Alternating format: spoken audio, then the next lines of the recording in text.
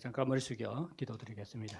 거룩하신 하나님 아버지, 지난 한 해 동안 우리를 은혜의 손길로 선하게 인도해 주시고 이 자리까지 평안하게 오게 하신 것 정말로 감사를 드립니다.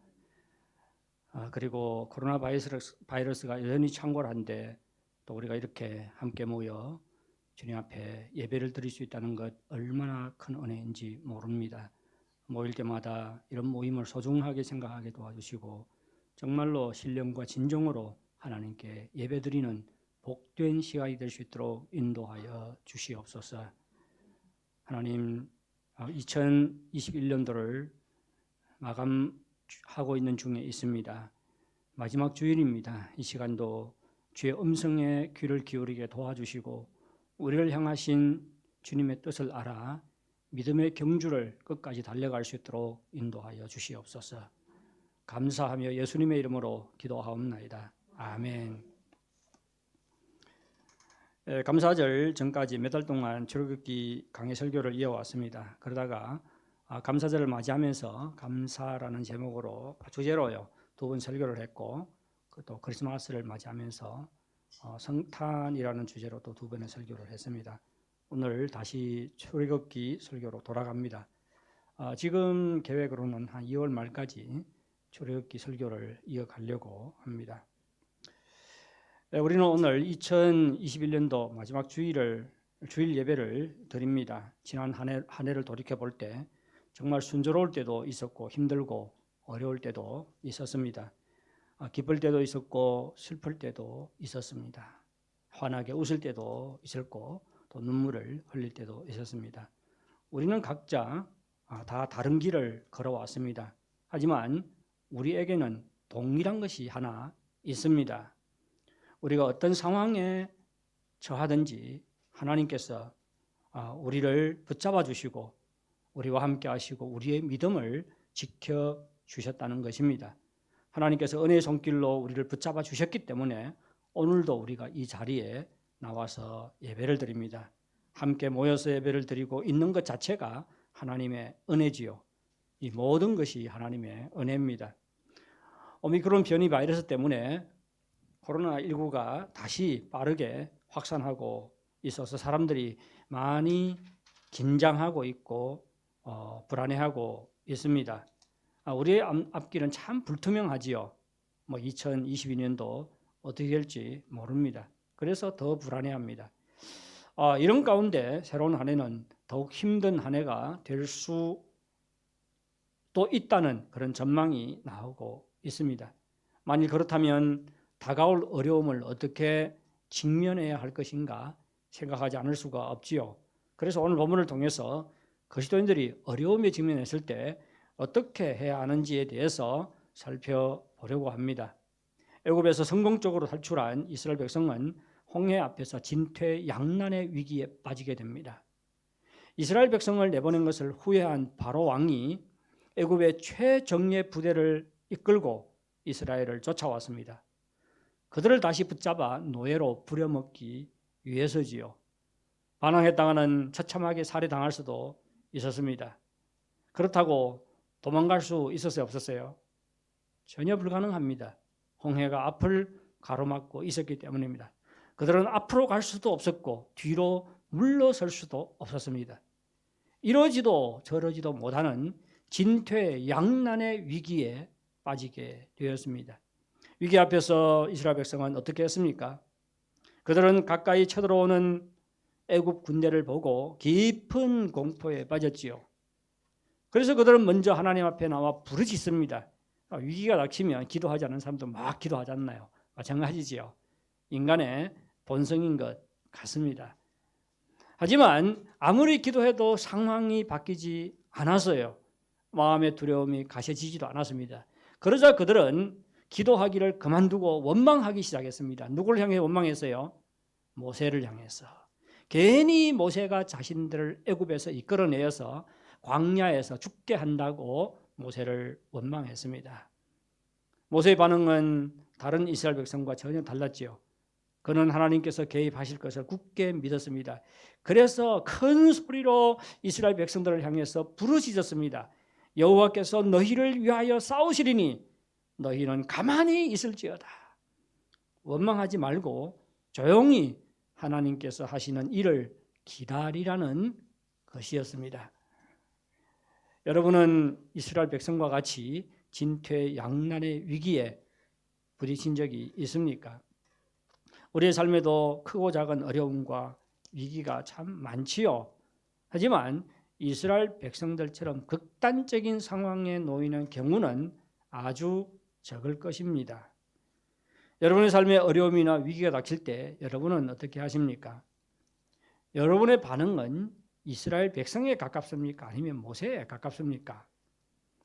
어떤 사람은 어려움이 계속 쌓이고 해결되지 않으면 막 스트레스가 쌓이고 또 쌓이지요. 그러다가 자신의 성질을 이기지 못하고 폭발을 합니다. 그래서 직장 동료나 자신의 아내나 자식에게 화를 내고 상처를 주는 사람이 있지요. 또 어떤 사람은 어찌할 바를 모르고 근심과 불안에 휩싸이기도 합니다. 또 어떤 사람은 낙심한 나머지 자포자기할 수도 있습니다.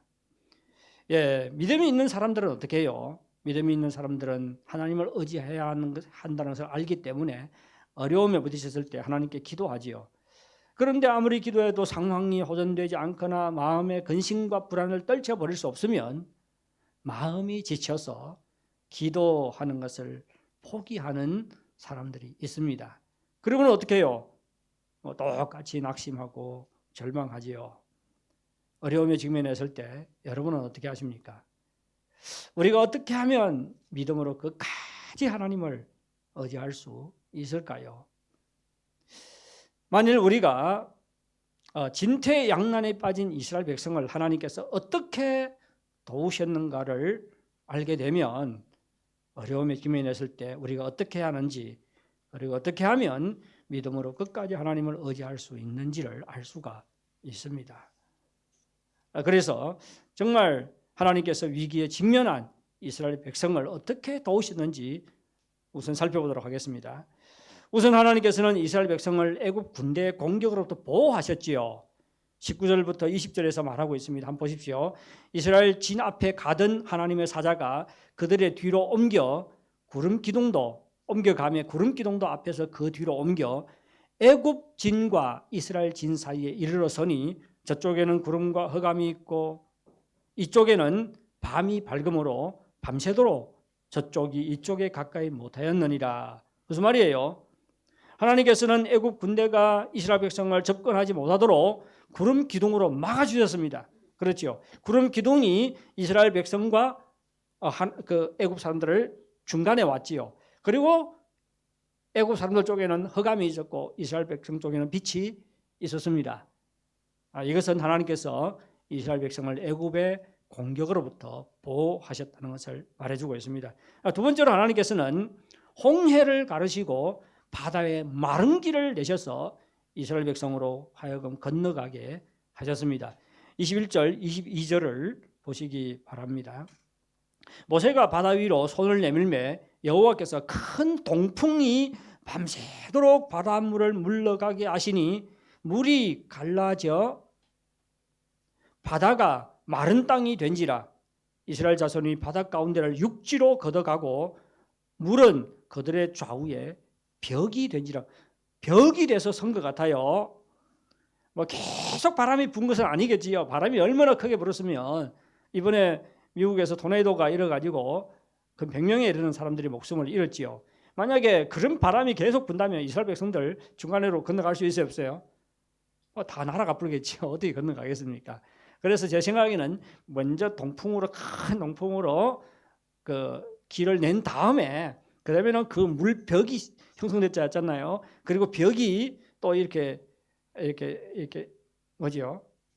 넘어지지 않도록 계속 바람을 통해서 물벽을 이렇게 형성을 하고 있었던 것 같습니다. 그리고 중간에는 바람이 불지 않았겠지요. 그래서 이스라엘 백성들이 잘 건너갔던 것 같습니다. 그러면 하나님께서 보세요. 큰 동풍이 불어오게 했습니다. 그래서 바닷물을 갈랐을 뿐만 아니라 이 큰 동풍이 뭘까 같으세요? 우리가 머리를 감고 막 드라이기로 막 머리를 말리지 않나요? 드라이기로 그 젖은 머리를 말리듯이 막 큰 동풍은 어떻게 해요? 막 큰 드라이기입니다. 그래서 물을 갈라지게 한 다음에 그 바닥을 다 말리웠지요. 그래서 이스라엘 백성들이 이 바다를 마른 땅으로 바다를 건너가게 했습니다. 저는 혼자 한번 생각해 봤어요. 하나님께서 바다에 얼마나 넓은 길을 내셨을까? 얼마나 넓은 길을 내실 것 같습니다. 이보다 넓을 것 같아요? 아니면 이보다 좁을 것 같아요? 제가 한 30년 전에 10개라는 영화를 봤습니다. 그거 보니까네 막 물벽이 막 이렇게 굉장히 높게 이렇게 쌓였어요. 그리고 중간에 막 이스라엘 백성들이 막 기뻐하면서 막 가더라고요. 옆에 다 보입니다. 근데 그 인상이 남아가지고 물벽이 이렇게 좁을 거라고 생각했어요. 근데 이스라엘 백성의 인구가 얼마입니까? 200만이 넘습니다. 그 200만이 넘는 인구가 아침까지 막 바람이 불어서 물을 갈리우고 바닥을 다 말리웠지요. 그리고 새벽에 이스라엘 백성들이 이 홍해를 건너갔던 것 같습니다. 그런데 보십시오. 200만의 인구가 건너간다. 그러면 이렇게 좁아가지고는 어떻게 해요? 건너갈 수도 없지요. 아주 넓었던 것 같아요. 아주 넓었던 것 같습니다. 이것이 하나님께서 두 번째 하신 일입니다. 홍해를 가르시고 바다에 마른 길을 내셔서 이스라엘 백성으로 하여금 홍해를 건너가게 하셨습니다. 세 번째로 하나님께서는 애국 군대를 공격하셨죠. 구름 기둥이 치워졌던 것 같습니다. 그래서 애국 군대들이 이스라엘 백성을 추격해서 바다 가운데로 들어갔습니다. 그래서 하나님께서는 그들이 이스라엘 백성을 추격하지 못하도록 그들을 혼란케 했습니다. 24절, 25절에 이렇게 기록되어 있습니다.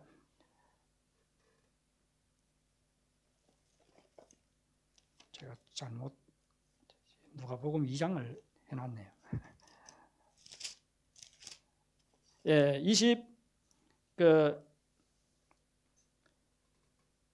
24절, 25절을 한번 보시기 바랍니다. 새벽에 여호와께서 불과 구름 기둥 가운데서 애굽 군대를 보시고 애굽 군대를 어지럽게 하심에 그들의 병거 바퀴를 벗겨서 달리기가 어렵게 하시니 애굽 사람들이 이르되 이스라엘 앞에서 우리가 도망가자 여호와가 그들을 위해 싸워 애굽 사람들을 치는도다. 이스라엘 백성들은 아주 천천히 바다를 건넜을 것입니다. 왜냐하면 연세가 많은 분들도 많고 어린이들도 많았지요. 그리고 그들의 속도를 느리게 한 것은 또 한 가지 이유가 있지요. 가축들이 많았습니다. 가축들이 많았어요. 그리고 그들이 애굽에서 가지고 나온 살림살이들 얼마나 많습니까? 그래서 그들은 아주 천천히 건너갔을 것입니다. 그에 비해서 애굽 군대들은 전차를 타고 있었기 때문에 아주 기동력이 뛰어났습니다. 이스라엘 백성들이 아무리 빨리 도망가도 금방 그들을 추격할 수가 있었지요. 그런데 애굽 군대가 그 튼튼한 전차를 타고 이스라엘 백성을 쫓아가는데 막 바퀴가 막 떨어져 나가고, 바퀴가 떨어져 나가면 어떻게 해요? 운전하다가 갑자기 앞바퀴가 튀어나가면 어떻게 됩니까? 차가 뒤집어지지요. 마찬가지입니다. 막 전차가 뒤집어지고, 그러니까 막 뒤에서 달리던 차가 어떻게 해요? 전차가 앞에 있는 전차를 막 깔고 지나가고, 그러다가 막 완전히 아수라장이 된 것 같습니다. 누가 한 것이에요? 갑자기 왜 전차 바퀴가 막 튀어나가요? 하나님께서 하신 것이지요. 벌어지지 말아야 할 일이 벌어졌기 때문에 애굽 군대들도 여호와 하나님께서 이스라엘 백성을 위해 싸우고 있다고 생각을 했습니다. 그래서 빨리 막 도망가자고 그렇게 외쳤지요. 하나님께서는 애굽 군대를 공격함으로 이스라엘 백성을 위해 싸우셨습니다. 마지막으로 하나님께서는 애굽의 군대를 바닷물에 완전히 침몰시키셨지요. 28절입니다. 다 같이 한번 읽어보겠습니다. 28절요. 물이 다시 흘러 병거들과 기병들을 덮되 그들의 뒤를 따라 바다에 들어간 바로의 군대를 다 덮으니 하나도 남지 아니하였더라. 이스라엘 백성이 홍해를 건너간 다음에 하나님께서는 갈라졌던 바닷물을 다시 합치셨습니다. 그래서 모든 애국 군대를 하나도 남기지 않고 몰살을 시키셨지요. 몰살을 시키셨습니다. 하나님께서는 이스라엘 백성을 구원하신 후에 한순간도 그들을 떠나지 않았습니다. 그들과 함께 하셨습니다. 그들이 순조로울 때 그들과 함께 하셨을 뿐만 아니라 그들이 위기에 처했을 때도 그들과 함께 하셨습니다. 이스라엘 백성과 함께 하신 하나님께서는 그들이 진퇴양난의 위기에 처할 때도 능력으로 역사하셨고 그들을 위해 싸우셨습니다. 하나님은 불가능을 가능케 하셨던 것입니다. 하나님은 오늘도 변함없이 역사하십니다. 능력으로 역사하십니다. 역시 불가능을 가능케 하시는 하나님이신 것을 믿으시기 바랍니다. 저는 우리 교회가 걸어온 길만 살펴보아도 하나님은 변함없이 능력으로 역사하신다는 것을 확인할 수가 있습니다. 이 기회를 빌어서 올해 감사절 헌금 보고를 하려고 합니다. 제가 차후이부하고 한의부 얼마씩 했는지는 기억이 잘 안 나는데 올해 감사절 헌금 모두 11만 9,411원 10전을 했습니다. 예, 놀라지 않네.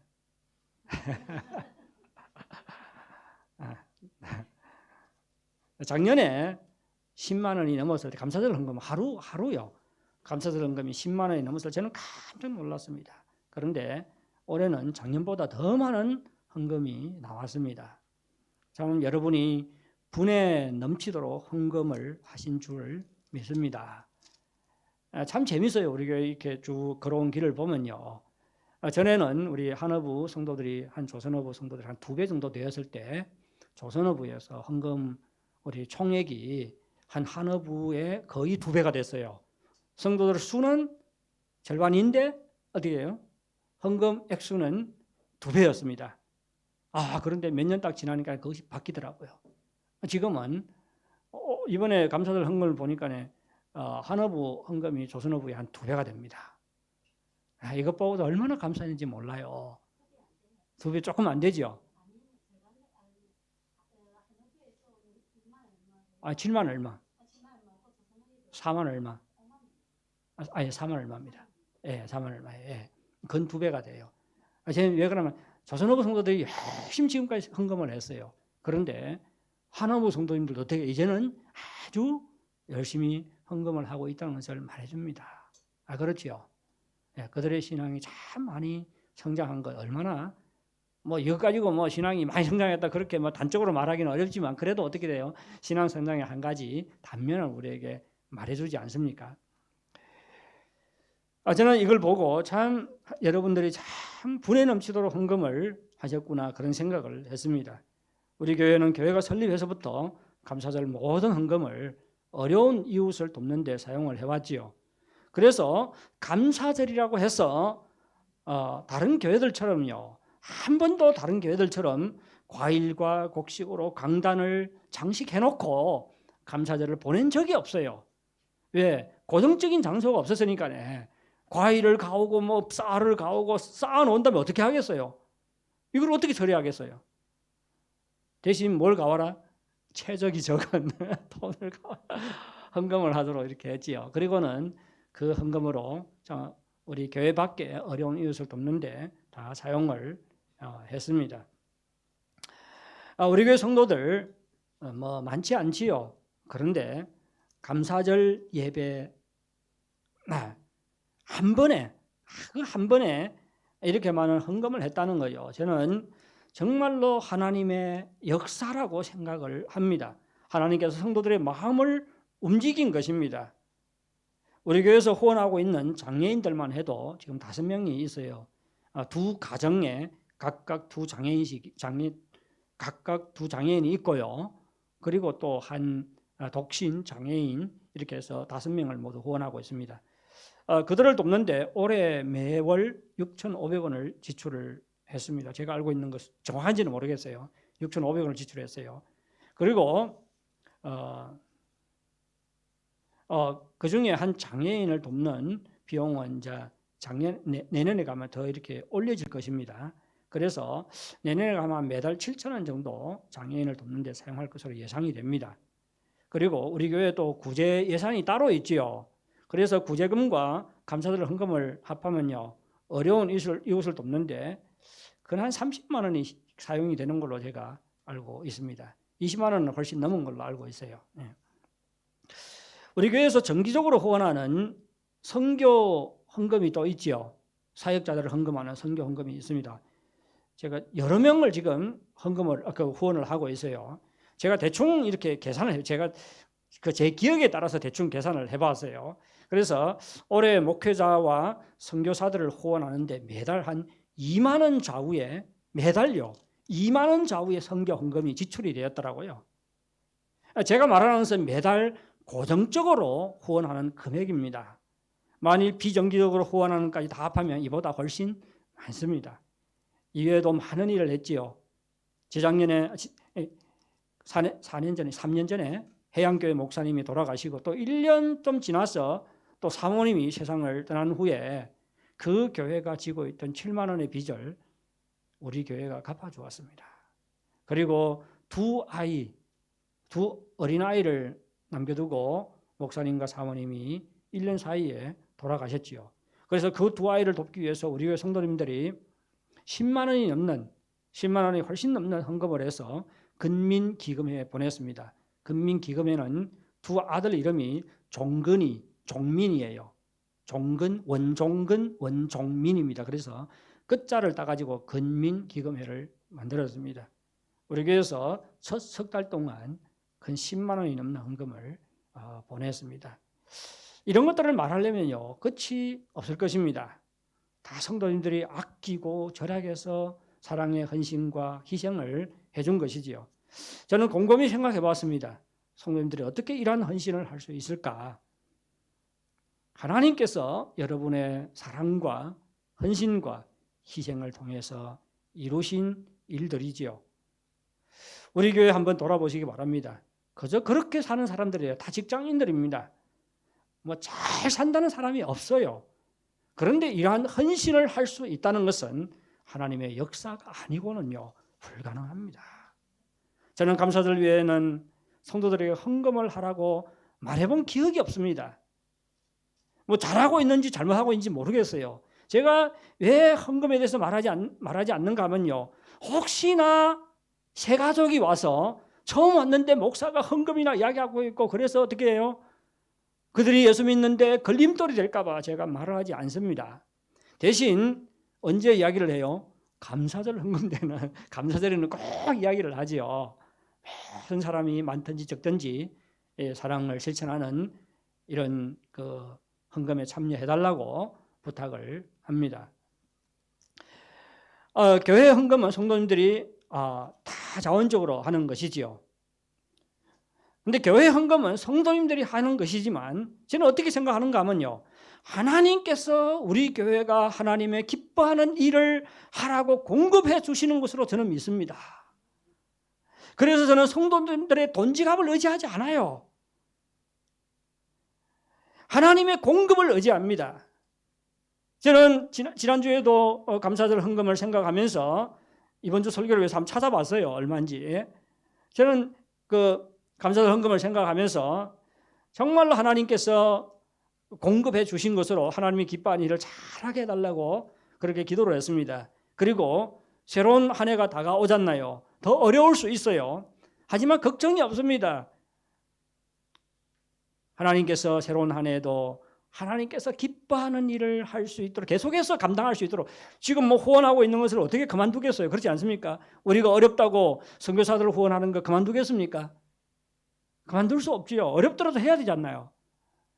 그래서 하나님 우리가 지금 여러 가지 참 일들을 많이 벌려놓고 하고 있는데 그 일들을 계속해서 잘 감당할 수 있도록 좀 풍성하게 공급해달라고 기도했습니다.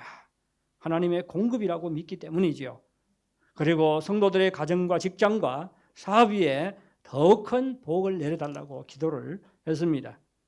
우리 교회가 지금까지 감당한 사역들, 우리 힘과 능력으로는 도무지 불가능한 일들입니다. 다 하나님께서 하신 것들이죠. 하나님께서는 연약한 우리 교회를 통해서 불가능을 가능케 하셨습니다. 하나님께서 우리 교회 가운데 능력으로 역사하실 뿐만 아니라 여러분 우리의 가정, 우리 개인의 삶에도 동일하게 능력으로 역사하심을 믿으시기 바랍니다. 하나님께서 우리 가운데 능력으로 역사하시는 것은 우리가 동일한 하나님의 백성이기 때문입니다. 이스라엘 백성들이 하나님의 백성이기 때문에 하나님께서 그들 가운데 능력으로 역사하셨던 것처럼 우리도 예수님을 믿음으로 하나님의 백성이 되었습니다. 따라서 하나님께서는 이스라엘 백성들에게 은혜 베푸시고 그들에게 능력으로 역사하셨던 것처럼 오늘날 우리의 삶에도 동일한 은혜를 베푸시고 동일하게 능력으로 역사하심을 믿으시기 바랍니다. 하나님께서는 하나님의 백성인 우리 가운데서도 동일하게 능력으로 역사하실 것을 믿으시고 힘들고 어려울수록 하나님을 바라보고 의지하는 여러분들이 되시기를 바랍니다. 그런데 오늘 본문에 보면 참 놀라운 것이 있지요. 하나님께서 언제 능력으로 역사하십니까? 모세가 이렇게 들었는지 이렇게 들었는지 모르겠어요. 어쨌든 손에 있는 지팡이를 들고 어떻게 했어요? 홍해를 향해서 손을 내밀었을 때 하나님께서 능력으로 역사하셨습니다. 기적을 일으켰지요. 21절 보십시오. 모세가 바다 위로 손을 내밀매 그래요. 손을 내밀매 바다가 갈라졌습니다. 그리고 27절요. 모세가 곧 손을 바다 위로 내밀매 또 갈라졌던 바다가 합쳐졌습니다. 그러면 우리가 생각해야 할 것은 왜 모세가 지팡이를 들고 손을 내밀면 하나님께서 능력으로 역사하셨을까요? 모세의 지팡이가 요술 방망이와 같은 것일까요? 아니면 모세가 지팡이를 손에 들고 하나님을 조종하고 있는 것일까요? 어떻습니까? 요술 방망이 모세에게는 하나님을 조종할 수 있는 능력이 있습니까? 그렇지 않지요. 그렇지 않습니다. 모세의 지팡이는 요술 방망이도 아니고 모세가 지팡이로 하나님을 조종할 수 있는 것도 아닙니다. 그런데 왜 하나님께서는 모세가 지팡이를 가진 손을 바다 위로 내밀 때 능력으로 역사하신 것일까요?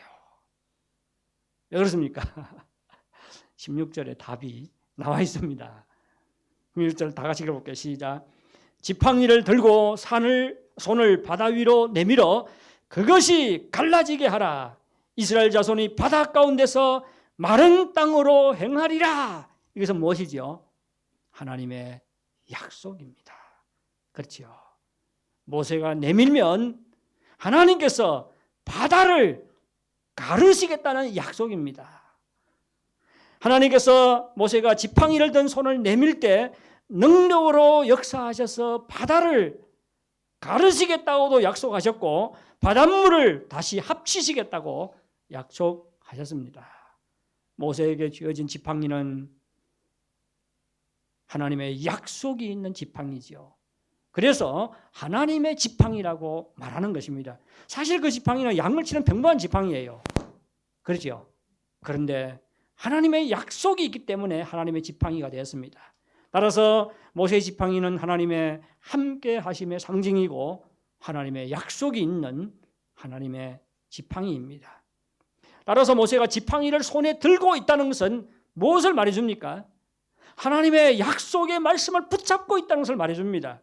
모세가 지팡이를 잡은 손을 내밀었다는 것은 하나님의 약속의 말씀을 믿고 믿음으로 하나님의 일하심을 의지한 행동입니다. 모세가 하나님의 약속을 믿고 믿음으로 하나님을 의지했을 때 하나님께서는 자신의 약속에 따라서 능력으로 역사하셨던 것입니다. 따라서 하나님은 능력의 하나님이실 뿐만 아니라 약속하시고 그 약속에 따라 행하시는 신실하신 하나님이십니다. 우리가 오늘도 하나님을 믿고 의지할 수 있는 것은 우리 하나님은 신실하신 분이기 때문입니다. 하나님께서는 예수님 안에서 우리를 구원하셨습니다. 우리를 하나님의 백성으로 삼으셨습니다. 그리고는 늘 우리와 함께 하시고 우리 가운데 능력으로 역사하시겠다고 약속을 하셨습니다. 이것을 믿지 못하시면 성경을 한번 읽어보시기 바랍니다. 성경에는 무수한 많은 약속들로 채워져 있습니다. 신실하신 하나님께서는 우리에게 약속의 말씀을 주셨지요. 약속의 지팡이입니다.